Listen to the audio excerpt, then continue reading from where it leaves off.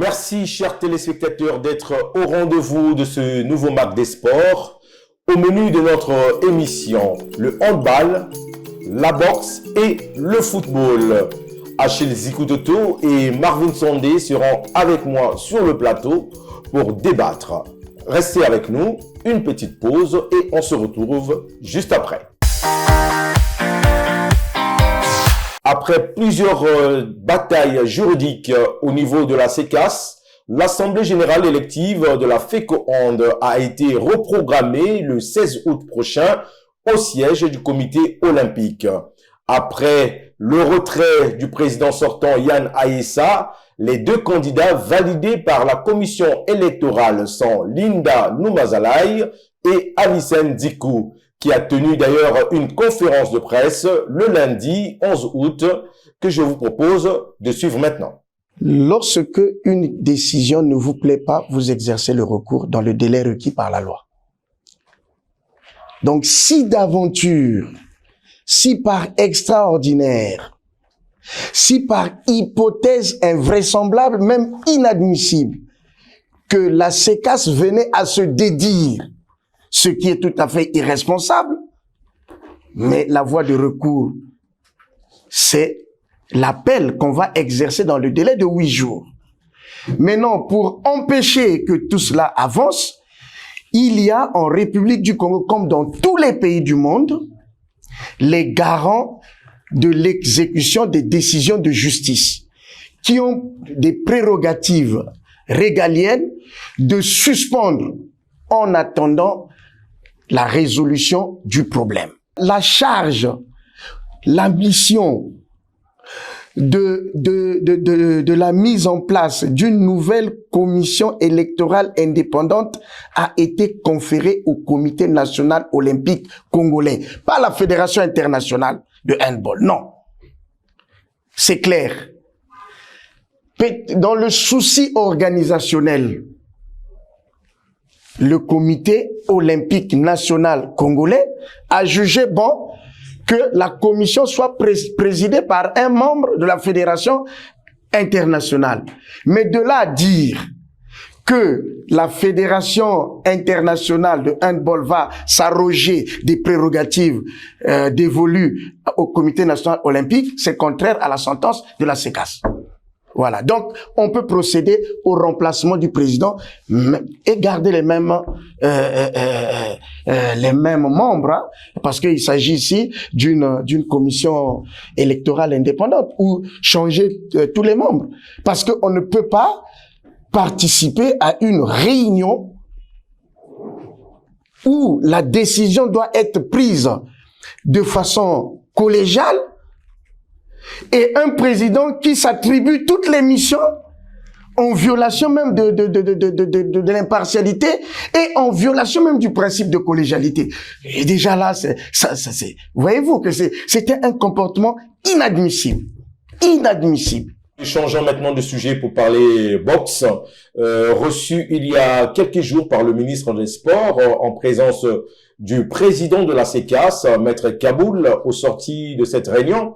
Il a été décidé, en tout cas, l'arrêt du championnat national qui avait déjà été lancé par le président sortant de la Fédération congolaise de boxe, Gaëtan Kodia. Et donc, Monsieur Amboufa et les membres qui constituent sa liste ont été donc reçus par le ministre. Alors, monsieur, comment vous appréciez la décision du ministre qui a décidé que le championnat national qui a été lancé depuis le 2 août soit arrêté à quelques jours de la fin? Parce que d'après le ministre, monsieur Gaëtan Kodia est hors délai et l'Assemblée générale qu'il avait élue a été annulée par la CECAS. Donc, il faut respecter la décision de la CECAS. Et ça vient du ministre lui-même. Achille Zikutoto, comment tu apprécies cela? Alors, Francis, je suis extrêmement content. Oui. Content de ce sens de responsabilité du ministre en charge des sports, Hugues Ngwelondele. Je pense que si pour toutes les crises sportives, surtout celles qui finissent par les sentences de la CECAS, si le ministre procédait de la même façon, je pense qu'on limiterait beaucoup de crises. Le ministre a eu justement cette responsabilité de faire appel au président de la Chambre de conciliation et d'arbitrage du sport. Pour ceux qui ne sont pas congolais, c'est la juridiction sportive attitrée pour juger les litiges au niveau du sport. Et donc, il a donné son appréciation. Le ministre s'est rendu compte que le président Gaëtan Kodia était dans le faux en organisant son championnat, eu égard justement aux interdictions justement de la CECAS. Interdire ce championnat-là, c'est une responsabilité pour le ministre de ne pas voir un trouble à l'ordre public, parce que les adeptes, pas peut-être lui-même le Ambofa, monsieur Ambofa, mais tous ceux qui se réclament de lui pouvaient venir, créer un trouble à l'ordre public dans ce championnat qui était considéré pour eux, à juste titre, comme un championnat illégal. Et donc, coup de chapeau justement au ministre des Sports, qui a préservé les pugilistes, justement, d'une crise qui pouvait enfoncer déjà le monde des boxeurs dans une crise où il se trouve déjà. Alors Marvin, comment tu apprécies la décision du ministre, surtout que il a compris que le corps électoral présenté par le président sortant de la fédération Gaëtan Kodia est vraiment un faux par rapport à 13 membres qui étaient au départ. On se retrouve avec 50 votants et là, le ministre a tapé sur la table. Je crois que c'est une décision à la fois courageuse et salutaire prise par le ministre des Sports. C'est justement ça son rôle. En tout cas, c'est de sauver, on va dire, le sport au Congo de façon générale. Et en ce qui concerne cette affaire de la Fédération congolaise de boxe, c'est depuis un bon moment que nous étions au courant de cela et que Monsieur Gaëtan Kodia faisait déjà fausse route. Oui. C'est vrai que ça a traîné un peu, mais ce qui importe en ce moment, c'est la décision prise, c'est d'arrêter en fait le chaos sur lequel on se rendait déjà, on se dirigeait déjà. Et en tout cas, félicitations au ministre. Il est vraiment dans son rôle. Son rôle, c'est de garantir le bon fonctionnement du sport au Congo de façon générale. Et cela passe aussi par des décisions courageuses. Et les décisions courageuses sont le fruit d'une analyse, je vais dire, intelligente et vraiment réfléchie de certaines situations qui minent un peu notre sport à divers niveaux. Et là, je crois qu'il a bien apprécié cette situation qui prévalait au niveau de la Fédération congolaise de boxe. Et aujourd'hui, ça prouve simplement que nul n'est au-dessus de la loi. Ouais. Ça devrait servir de leçon à tous ceux-là qui créent toujours des situations conflictuelles, à tous ceux-là qui veulent faire des choses contraires à la bonne marche du sport au Congo, en tout cas qu'ils comprennent qu'il y a quelqu'un qui est là, qui veille à la bonne marche du sport et que des comportements déviants n'ont pas leur place dans l'environnement du sport au Congo.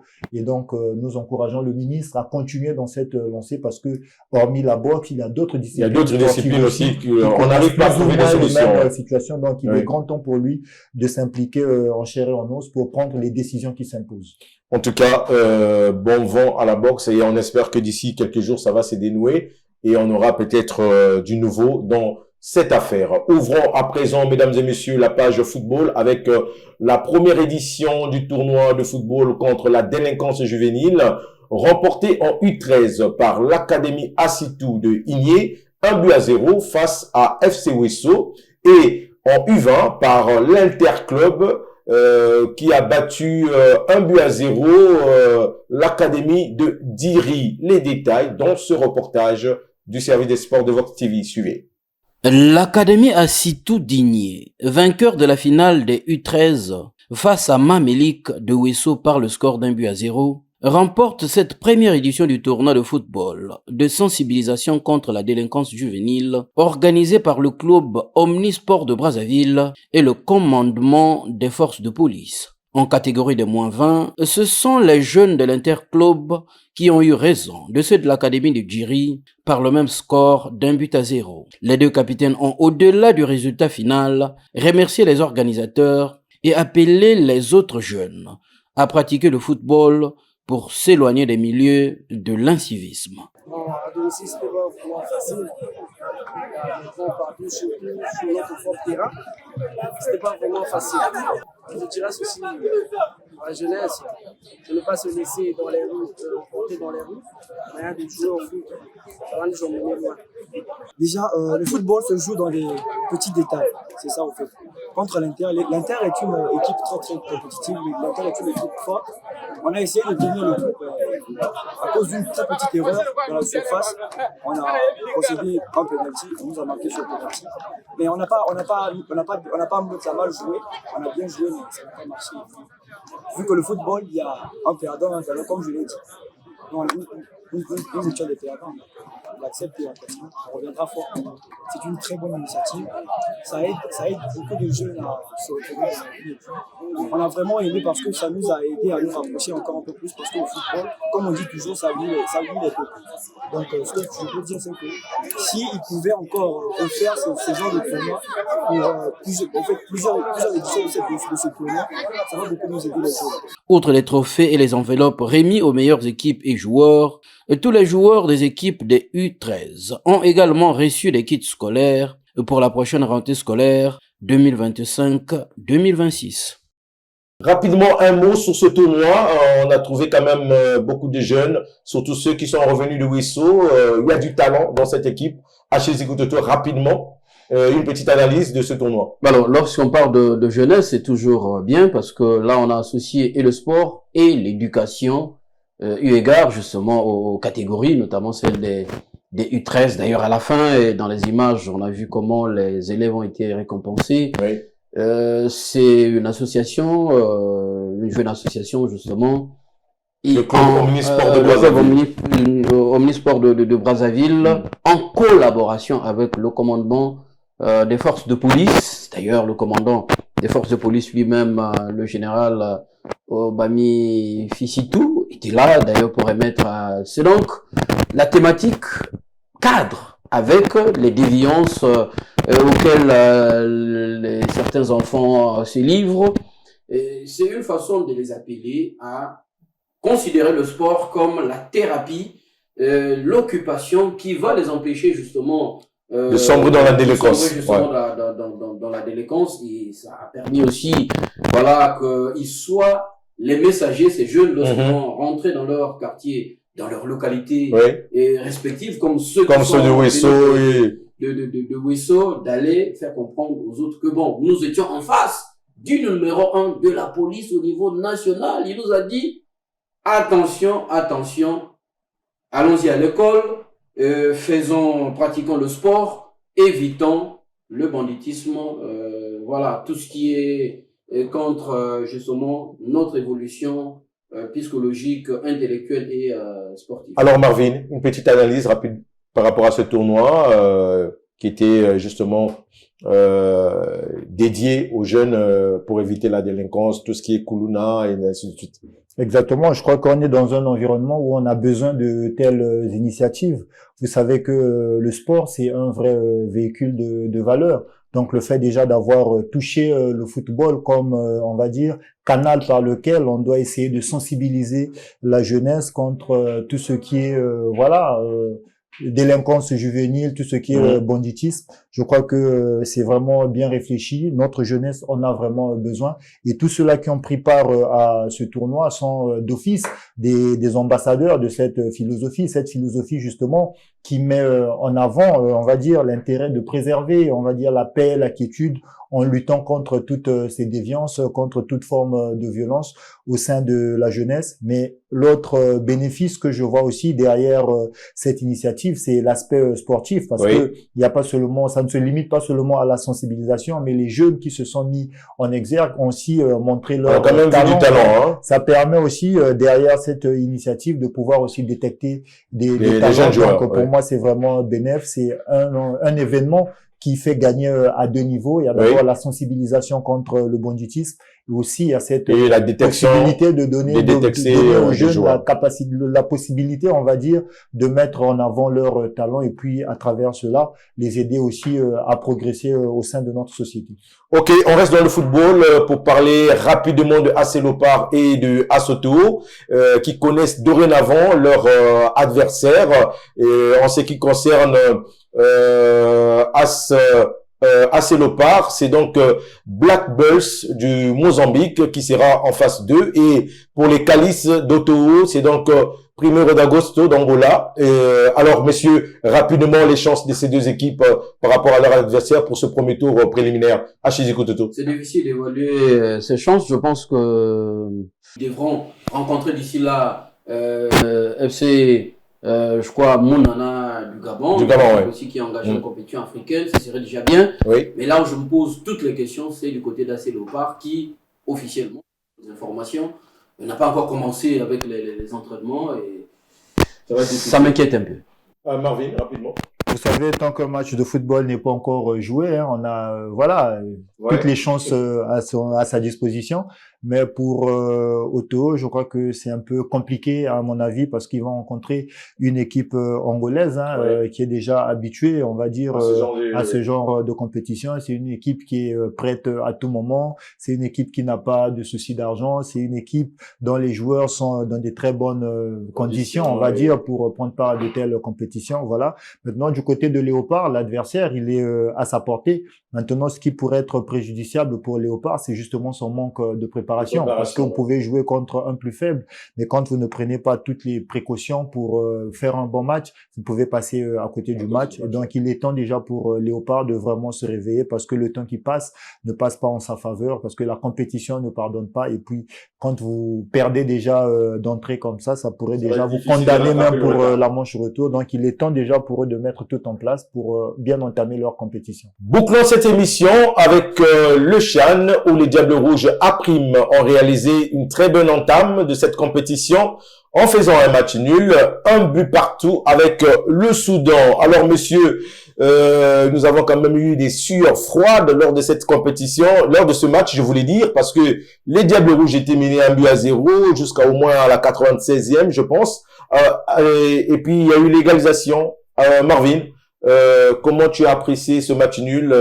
Est-ce que Ngatsuno a reçu son coup pour l'entame de cette compétition? Oui, on va dire qu'il a réussi son coup parce que vous savez que tous les adversaires du Congo dans ce groupe sont largement au-dessus du Congo. Donc, entamer une compétition comme ça par un match nul contre l'un des adversaires les plus coriaces, donc ça ne peut qu'être pour moi un motif de satisfaction. Donc ça, pour moi, si je dois résumer ce match par un mot pour les Diables Rouges, je dirais simplement que c'est l'abnégation, parce que c'est une équipe qui n'a pas abdiqué. Ils ont joué avec le cœur de la première à la dernière minute. On est passé par toutes les sensations, comme vous l'avez dit.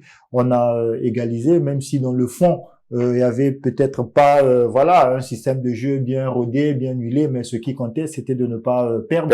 C'est ce qui a été fait. Donc on a encore toutes nos chances. On garde la tête haute et vraiment nous allons dire félicitations à cet entraîneur, Monsieur Ngatsuno, qui maîtrise bien son équipe. C'est quelqu'un qui a vraiment la maîtrise, on va dire, de cette compétition. En tout cas, on peut le dire.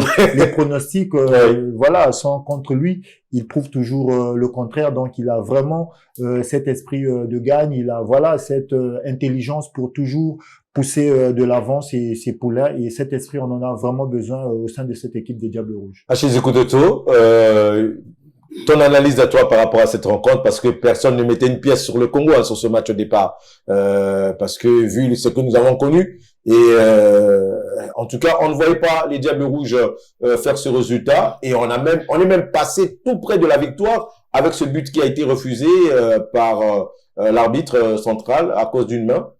Comment tu réagis? Alors c'était un match de football, comme tous les matchs de football, tout peut arriver, le Congo pouvait gagner, comme tu as dit, il y a eu un fait de jeu. Justement, cette touche qui a été considérée comme néfaste pour les Congolais. On peut pleurer, mais c'était dans la surface des réparations. Moi, dans ce match, ce que j'ai aimé, c'est la réaction. Une équipe qui a été quasiment à la merci de cette équipe du Soudan. Le Soudan, c'est la même ossature que l'équipe nationale des A qui participe à toutes les compétitions, donc des joueurs expérimentés, et être pendant un moment justement en difficulté face à une équipe expérimentée comme ça, avec un entraîneur Kossi Apia, expérimenté le Ghanéen, et encaisser un but et attendre, courir derrière le score pendant tout le match. Il faut quand même avoir des tripes pour une équipe qui a découvert la compétition pendant la compétition, parce qu'il faut le dire, Les Diables Rouges n'ont jamais eu de sparring partner pour jouer les matchs de préparation dans les conditions de l'examen, c'est-à-dire une autre équipe nationale. Donc, c'est des garçons qui se sont quasiment découverts pendant cette compétition-là. Et il faut aussi saluer la lecture du jeu